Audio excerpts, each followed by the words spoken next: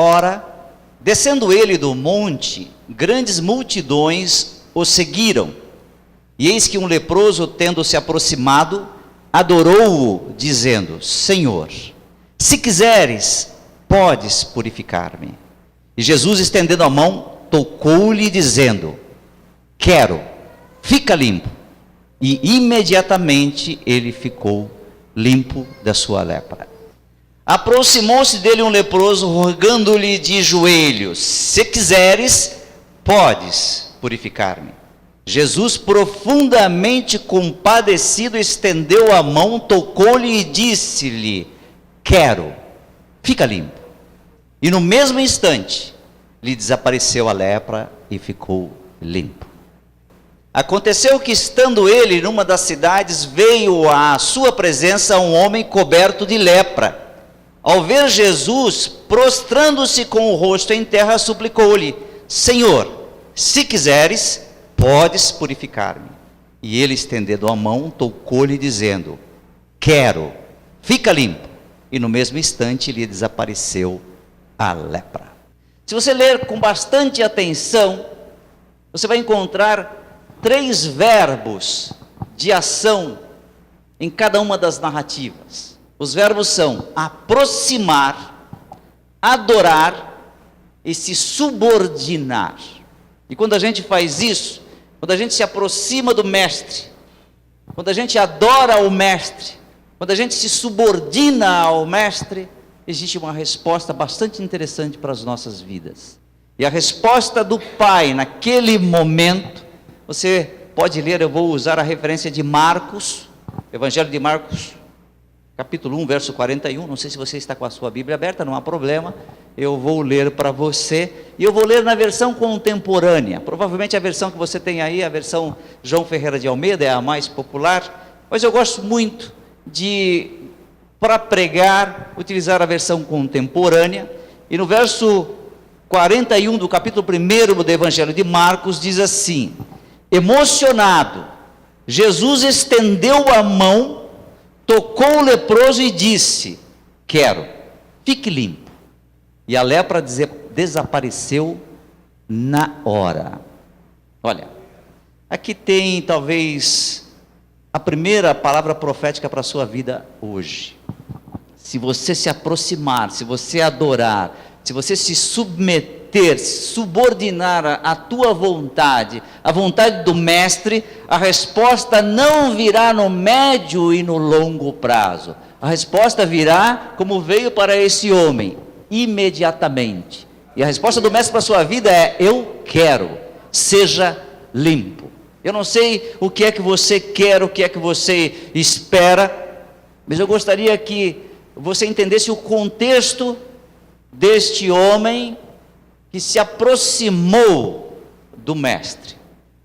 Vou tentar contextualizar com o que acontecia na época e naquele local. Na época e naquele local, qualquer pessoa que tivesse uma doença de pele, a doença de pele ou a hanseníase foi diagnosticada muito tempo depois. Naquela época, uma doença de pele com aquelas características, eles chamavam de lepra. E a lei dizia que um leproso não poderia se aproximar de ninguém saudável. E ele não podia tocar.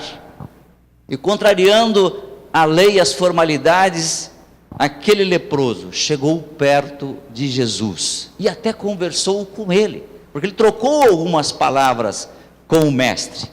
E Jesus diz, registrado no texto, que Jesus se compadeceu dele.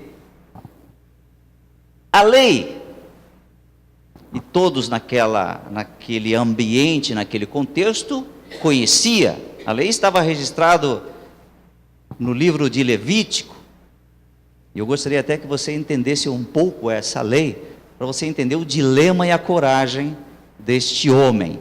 Então, se você quiser, abra a sua Bíblia no livro de Levítico. Ele é fácil de achar porque é o terceiro livro da Bíblia. Começa em Gênesis, depois vem Êxodo e depois vem Levítico. E em Levítico capítulo 13, no verso 45 e no verso 46, fala um pouco da regra, da norma, do procedimento para aquela época e para aquele contexto. E diz assim, o registro em Levítico: as vestes do leproso, em quem está a praga, serão rasgadas, e os seus cabelos desgrenhados, cobrirá o bigode e clamará: imundo, imundo. Verso 46, será imundo durante os dias em que a praga estiver nele, é imundo, habitará só, a sua habitação será fora do arraial. Eu sei que a linguagem ainda é complexa, e eu vou ler aqui na versão contemporânea, como se alguém estivesse escrevendo na linguagem de hoje, uma linguagem mais coloquial. E na versão contemporânea, o verso 45, 46, diz assim: qualquer pessoa com uma doença grave de pele deverá usar roupas rasgadas, deixar o cabelo solto e despenteado, cobrir o lábio superior e gritar: impuro, impuro. Enquanto a pessoa estiver com as feridas, continuará ritualmente impura e terá de viver isoladamente ou isolada fora do acampamento. Esse era o contexto. Aquele homem era um excluído, um esquecido. Queridos, isso foi há muito tempo, há 2000 anos atrás. E hoje, no século 21, eu queria que você entendesse quem são os excluídos do século 21. Cuja resposta hoje, para esse excluído do século 21, é: Jesus quer te limpar, Jesus quer te libertar. Ele quer que você se aproxime, que você o adore, e aí você terá o toque da mão do Mestre em sua vida. Quem são os excluídos do século 21? Talvez você não veja por aí alguém com esta aparência, com o cabelo desgrenhado, com a roupa rasgada, eventualmente cobrindo metade do rosto, e tendo por obrigação gritar: eu sou imundo, eu sou imundo, eu sou impuro, eu sou impuro, não chegue perto de mim. Você não vai encontrar essa figura, mas você vai encontrar muitos excluídos, e algumas vezes nós somos pessoas excluídas, e nós sentimos também que somos esquecidos, e algumas vezes sentimos que somos desprezados. E há milhares de pessoas nos dias de hoje passando por situações como essa. É um excluído espiritualmente, é um excluído porque sofre nas suas emoções. Eu tenho certeza que você já ouviu de alguém, e provavelmente pode até ter falado: eu me sinto um trapo, eu me sinto cansado, eu estou oprimido, eu estou depressivo, eu estou muito triste, todos me desprezam, eu me sinto abandonado. E pode ser que alguns de vocês, até por conta da consequência que vivemos em nosso país, da conjuntura atual, pode se sentir sim um excluído, porque perdeu o emprego, e você perdeu o sobrenome corporativo. Você se sente excluído. Pode ser que você perdeu o poder aquisitivo e deixou de transitar numa devida classe social, e você se sente um excluído. Pode ser que os negócios andam mal, e você se envergonha, porque acha que está administrando inadequadamente, mas é um contexto conjuntural. Pode ser que você faliu, pode ser que você venha sofrendo por conta de um desequilíbrio nas relações familiares, pode ser que você rompeu com a família, pode ser que até por conta de tudo isso você começou a somatizar e está doente, e tudo isso faz com que a gente se sinta uma pessoa abandonada. Pode ser que você se sinta uma pessoa desprezada, pode ser até que esse desprezo, esse abandono efetivamente não exista, mas você se sente por conta de tudo isso. Então eu não sei o que aconteceu com você, mas eu sei de uma coisa: você pode sair dessa. Você pode, porque a Bíblia nos ensina, Mateus, Marcos e Lucas deixam algumas lições aprendidas para nós.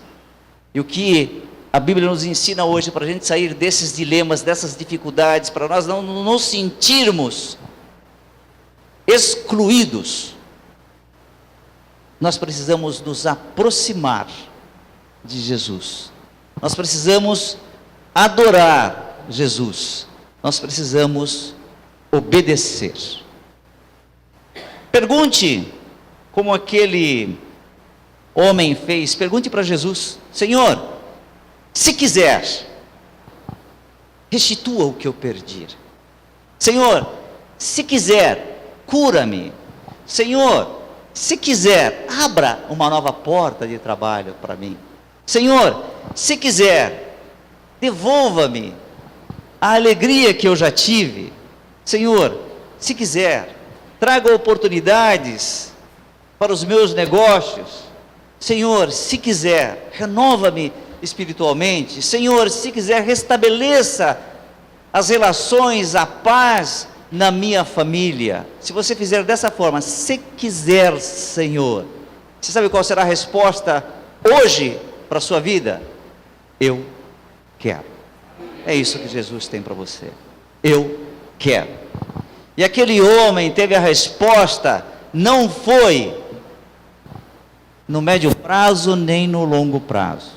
Os seus dilemas emocionais, talvez você tenha que fazer, se recorrer à psicoterapia, 10 sessões, 15 sessões. A tua cura pode ser no médio e no longo prazo. Mas se você recorrer a Jesus, ao Mestre, dizer: Senhor, se queres, restabeleça o meu equilíbrio espiritual e emocional. Eu quero ser uma pessoa centrada. Se queres, ajuda-me. E a resposta será: eu quero. E imediatamente vai acontecer como aconteceu com aquele homem. Você crê assim? Então hoje você terá respostas para o seu dilema. Você não vai sair daqui como entrou. Certamente você vai sair convicto que Deus tem a resposta para a sua vida, e que esta resposta já começou a ser trabalhada no plano espiritual. Agora, neste momento, quando você começa num diálogo interior com o Mestre: Senhor, se queres, ajuda-me, eu preciso da sua ajuda. E você certamente terá a resposta do Mestre. Jesus, depois que aquele homem perguntou para ele: Senhor, se queres, Jesus fez algumas coisas interessantes que, se a gente ler com atenção e começa a visualizar em nossas mentes, nós entendemos o grande milagre que houve ali, o grande milagre que haverá na sua vida hoje. Vamos ver em Marcos, no capítulo 1, no verso 41, diz assim, depois que ele diz: Senhor, se queres. Naquele momento, o mestre já havia decidido que queria mudar aquela vida. Versículo 41 do capítulo 1 do Evangelho de Marcos diz assim: emocionado, Jesus estendeu a mão, tocou o leproso e disse: quero, fique limpo. O Senhor quer a sua vitória agora. E imediatamente aquele leproso ficou limpo. Antes de dizer eu quero, se você ler com atenção, você vai perceber que o mestre, antes de dizer eu quero, ele estendeu a mão. Antes de dizer eu quero, ele estendeu a mão e tocou o enfermo. Ele não disse eu quero e depois tocou. Antes de dizer eu quero, ele estendeu a mão e tocou o enfermo. Deixe Jesus tocar em você. Através do toque dele, ele vai sentir o que é que você precisa, além do externo. Li recentemente uma reportagem muito interessante e talvez explique, nos dias de hoje, o que Jesus fez há 2000 anos atrás. Existe um pesquisador, um psicólogo, chamado Matthew Hertenstein. Ele é PhD pela Universidade da Califórnia, e ele fez uma experiência em 2009, muito interessante, e essa experiência acabou sendo publicada. Se você tiver interesse em se aprofundar, depois você procura no Google, digita o nome dele. E essa experiência ele envolveu 248 participantes, e metade dos participantes, ele colocou uma venda nos olhos, e para os participantes sem venda nos olhos, ele entregou um papel, onde tinha uma emoção, que aquele participante sem vendas nos olhos, tinha que demonstrar. E o participante com venda nos olhos, tinha que tocar no outro participante sem vendas, naquele que conhecia a emoção que ele deveria simular. E o participante sem a venda simularia, e o com a venda deveria descobrir. E foi interessante que depois das experiências que ele fez envolvendo essas 248 pessoas, ele chegou à seguinte conclusão, que deu base à sua tese: que com o toque você consegue perceber o que o outro está sentindo. E esse pesquisador descobriu, tem 8 emoções que pode ser identificada numa pessoa pelo toque. E certamente você sabe, quando você encosta em alguém que está tenso, estressado, com raiva, você percebe que ela está com raiva. Mesmo estando de olhos fechados, você percebe que a respiração da pessoa está diferente, que ela está trêmula, que ela está tensa. Mas existem outras emoções que são mais sutis. E esse pesquisador descobriu que você pode identificar pelo toque a raiva, o medo, o amor, o nojo, a simpatia, a gratidão, a felicidade e a tristeza. Mas isso foi descoberto em 2009, que pelo toque você consegue descobrir as emoções das pessoas. Mas há 2000 anos atrás, o mestre, antes de dizer eu quero, ele estendeu a mão e tocou aquela vida. E naquele momento, o mestre sabia o que se passava dentro do coração daquele homem.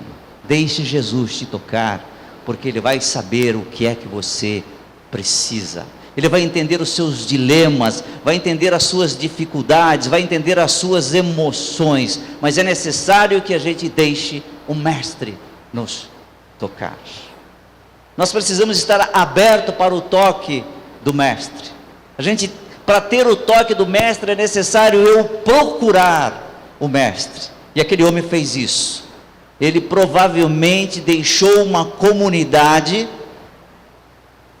possivelmente teve que atravessar um grupo de pessoas que eram saudáveis, e ele tinha que cumprir o ritual passando por aquelas pessoas saudáveis, dizendo, era quase que um zumbi, porque Lucas inclusive relata, o corpo estava totalmente coberto de lepra.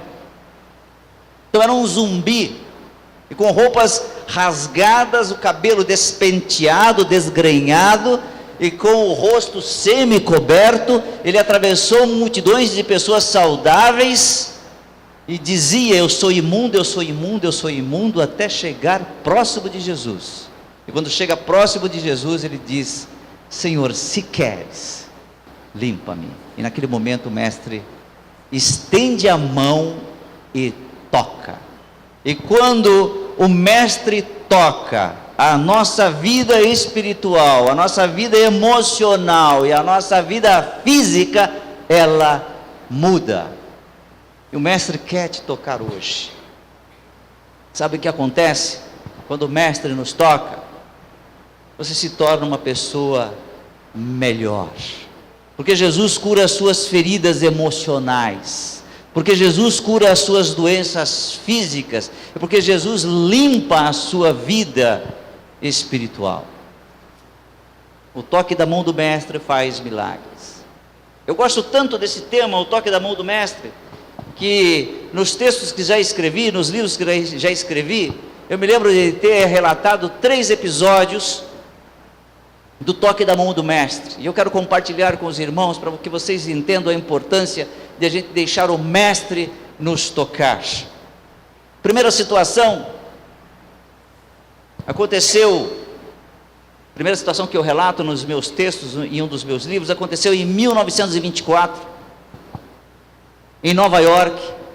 Um artista inglês que visitava Nova York, que visitava um amigo, enquanto esperava na recepção do escritório do amigo,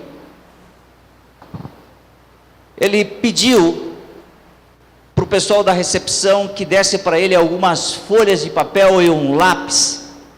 Esse artista chamava-se William Wolcott. William Wolcott, em 1924, pediu para que aquela pessoa da recepção entregasse para ele uma folha de papel em branco e um lápis. Alguém que conhecia aquele artista, que fazia gravuras, disse: William, esse papel não é apropriado. Quem desenha sabe que o traço fica melhor no papel com a gramatura adequada, com a fibra adequada e com o lápis adequado também. Existe um grafite que ele é melhor. Quem desenha sabe que o grafite 2B, HB, 6B, ele é mais fácil, ele desliza melhor no papel, e o papel com a gramatura e com a trama adequada, o desenho certamente terá mais vida. E a pessoa disse: olha, isso aí é apenas um papel sulfite e esse lápis não é adequado. Ele falou: não tem problema, enquanto espero eu desenho. E ele fez 2 gravuras, num papel inadequado e com um lápis inadequado. E sabe o que aconteceu naquele mesmo ano? Em 1924, aquelas 2 gravuras foram vendidas por $1.500, e era muito dinheiro para a época. 2 gravuras feitas em papel comum, com um lápis que não era apropriado. Sabe o que nós podemos abstrair daí? Ele era um artista, ele era um mestre. Quando o mestre toca em pessoas simples e ordinárias como eu e você, nós possamos a valer muito mais. Deixa o mestre tocar, porque o toque da mão do mestre valoriza você, e aquilo que é ordinário se torna excelente. Quer ser melhor? Se aproxime de Jesus, adore Jesus, subordine-se a Jesus, e aí você vai receber o toque da mão do mestre, e uma pessoa simples se torna excelente. Um outro relato que eu coloquei, não sei se foi no seu 2º ou 3º livro, é um poema, e eu pedi licença para reproduzir o poema, e depois faço uma consideração. É um poema muito interessante, eu reproduzi aqui, confiando na minha memória. Eu vou ler para vocês entenderem. Não sou declamador, então não vai ter a métrica e a rima, mas tem o contexto, eu queria que você entendesse. É um poema de Mira Brooke Welch, e esse poema diz assim: eu estava desgastado, ferido, e o leiloeiro achou que valia muito pouco desperdiçar seu tempo com um velho violino, mas segurou sorrindo. Por que estou sendo ofertado, boa gente? Gritou. Quem começou o leilão para mim? $1? $1. Ouvi $2. Quem dá 3? $2, dou-lhe uma. $3, dou-lhe uma. $3. Fechado. Mas não.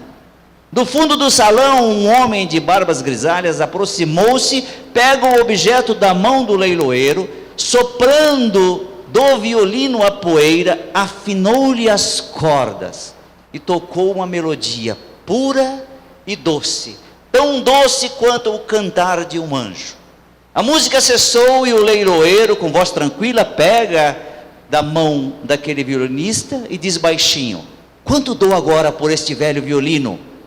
Enquanto o segura em cima: 1.000, 1.000. Ouvi 2.000, 2.000, alguém oferece 3.000, 3.000, dou-lhe uma, 3.000. Fechado, disse ele.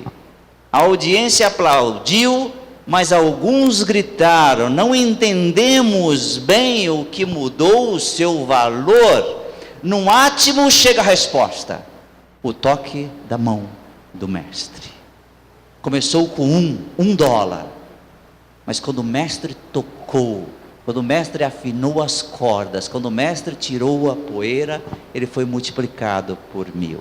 Eu quero que você entenda que o toque da mão do mestre agrega valor à sua vida.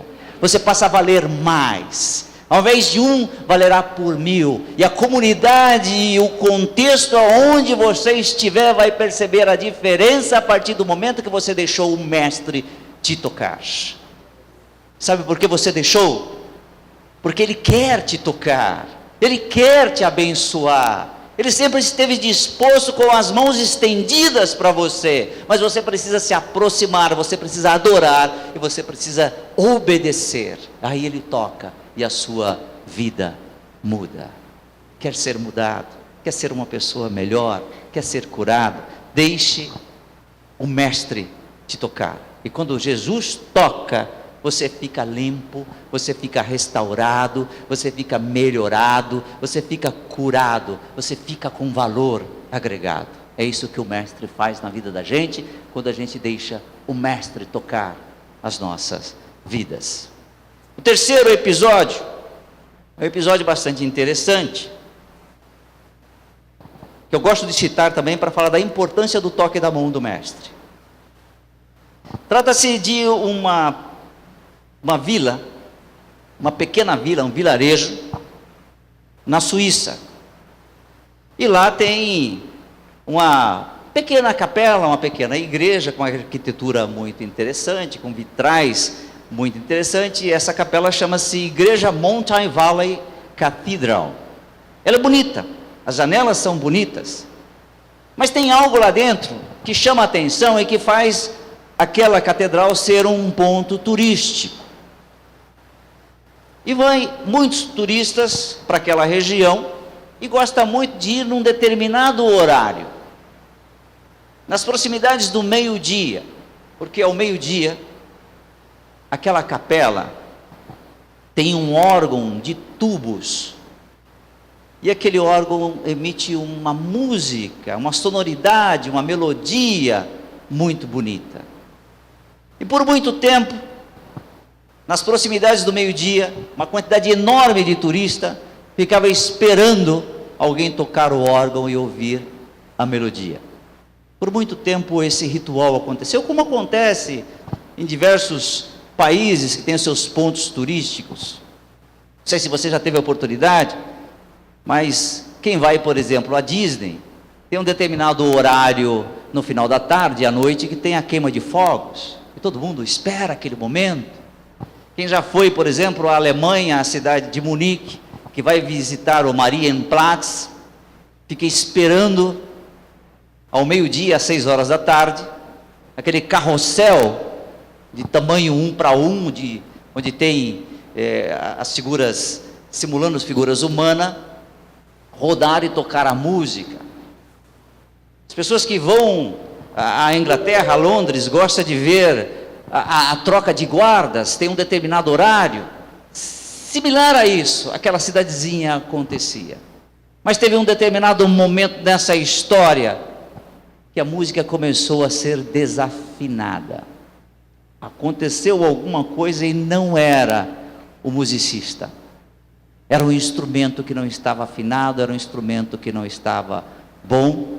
Então eles pediram para que não tocasse mais. E aí os turistas foram se afastando, porque eles iam lá para ouvir a música, a bela música emitida por aquele órgão de tubos. A administração da capela, o diácono da capela, o responsável por aquela pequena catedral, buscou os melhores músicos e os melhores técnicos. E infelizmente eles não conseguiram solucionar o problema. Passado algum tempo, apareceu lá um senhor idoso, que começou a conversar com o diácono da capela, e perguntou se ele não podia tentar arrumar. Não deu mais detalhes se ele conhecia, se era um músico, se entendia ou não. Ele simplesmente pediu para aquele diácono: eu posso arrumar, posso tentar? E mesmo relutando, o responsável pela capela deixou aquele senhor idoso gastar algum tempo, e depois de 2 dias, com aquele senhor lá montando, desmontando, limpando, ele deixou o órgão montado de novo, e no 3º dia, ao meio-dia, a música encheu a capela, encheu a praça, encheu o vilarejo. E as pessoas que estavam no campo, uma vez que era uma vila pequena, começaram a ouvir a música e pararam as suas atividades, e o comércio que ouviu a música parou as suas atividades e foram para a capela, e foram para a frente, a praça principal onde estava a capela, ouvir a música. O órgão tinha sido consertado, e alguém então, depois de ouvir aquela bonita melodia que já há algum tempo não encantavam as pessoas, alguém no meio daquelas pessoas se dirigiu ao velho que estava lá e perguntou: como é que você conseguiu restaurar esse magnífico instrumento?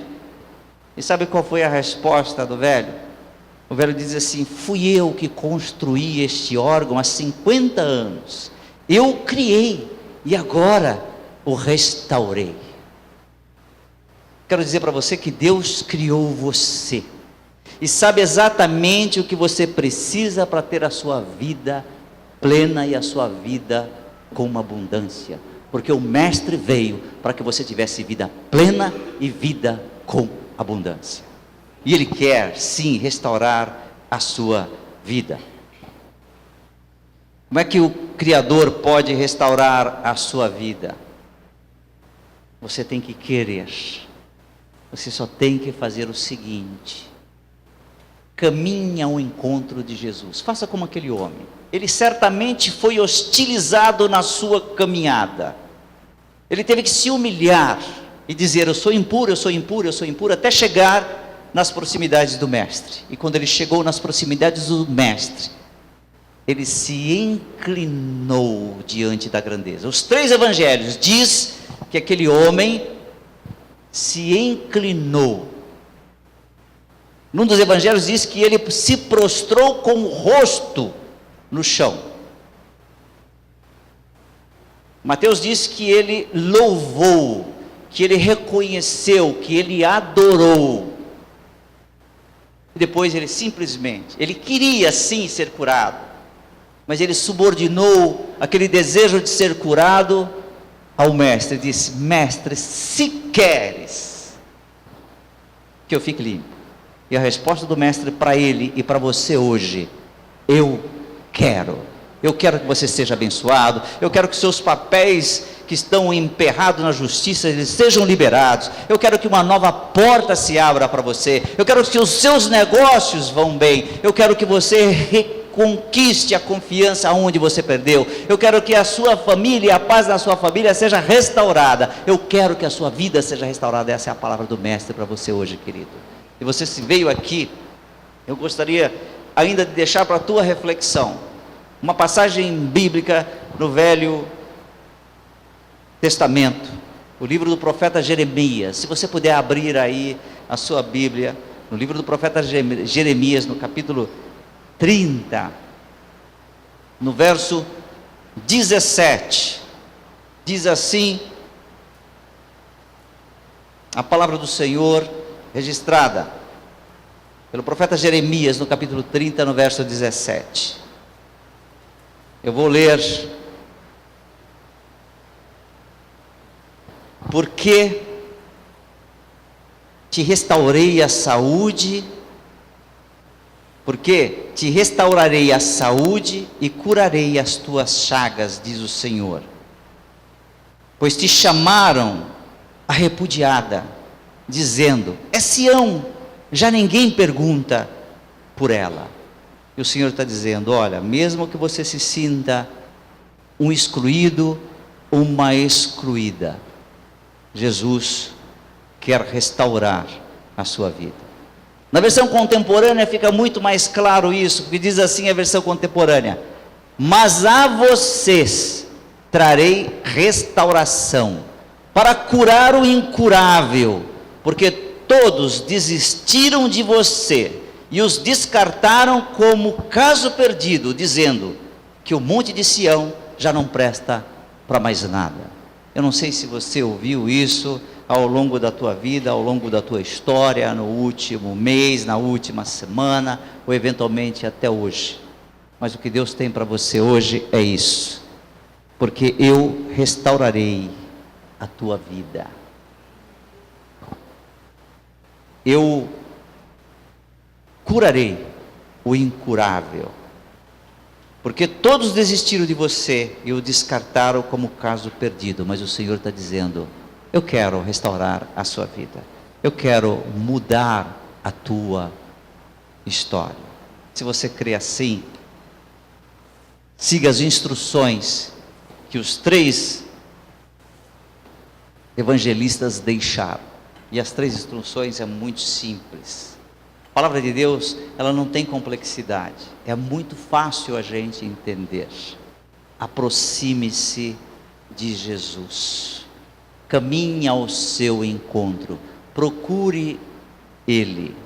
Chegou próximo dele, reconheça a soberania dele, a grandeza dele, se curve diante dele, louve, adore, e depois simplesmente coloque o teu problema na mão dele. Senhor, se queres, me ajuda naquele trabalho. Senhor, se queres, abra a porta. Senhor, se queres, restaura a minha saúde, cura-me.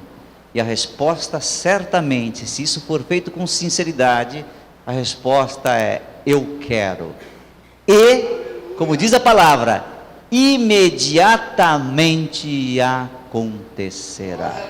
Você vai sair daqui diferente, curado e com resposta para a sua vida. Coloque-se de pé, o pastor fará as considerações finais, o grupo de louvor pode subir, e comece a se conectar com Deus, deixar Deus tocar a sua vida, porque Ele tem coisas boas para você, nesta semana, neste mês, neste ano, apesar de todas as dificuldades, Ele está com você.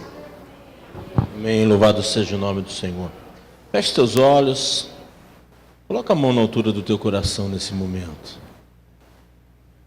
Muitas vezes nós estamos muito atrelados àquilo que nós enxergamos. E por favor, entenda, é natural. Quando Paulo escreve à igreja de Corintos, ele já fala sobre isso. Capítulo 4, lá no final do capítulo, ele fala que quando a gente absorve aquilo que nós enxergamos, nós começamos a nos destruir por aquilo que nós enxergamos. Mas ele fala: mas não se atrele ao que você enxerga, porque o que você enxerga é temporal, tem um tempo ruim. Se a gente volta para o Velho Testamento, Eclesiastes capítulo 3, o sábio escreve assim: é um tempo para todas as coisas sobre a face da terra.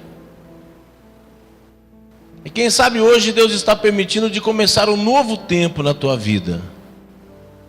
O leproso era induzido pelas leis da sociedade a se afastar e morrer num canto, deprimido, oprimido, sem ter uma chance de melhora. Mais uma vez ele não se conformou com aquilo, ele falou assim: vou romper com a maldição. Ele saiu e ele andou. Ele tinha que andar e falava assim: eu sou imundo, eu sou um doente. Mas mesmo falando, ele caminhava em direção a Jesus. E quando ele chegou perto de Jesus, o milagre se concretizou. Talvez você durante muito tempo da tua vida esperou Jesus tocar em você, mas você não se aproximou. Você não foi em direção a ele. E nesta noite você tem essa oportunidade. Como no texto do bom samaritano, Jesus não teve preconceito.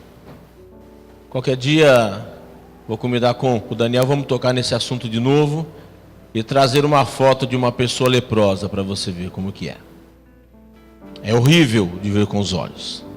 As chagas, as feridas, algumas sangrando, algumas pessoas perdiam parte do corpo, caía pedaço da mão, caía os dedos, caía pedaço do rosto. E Jesus olhou para aquele cara e falou assim: não tem problema.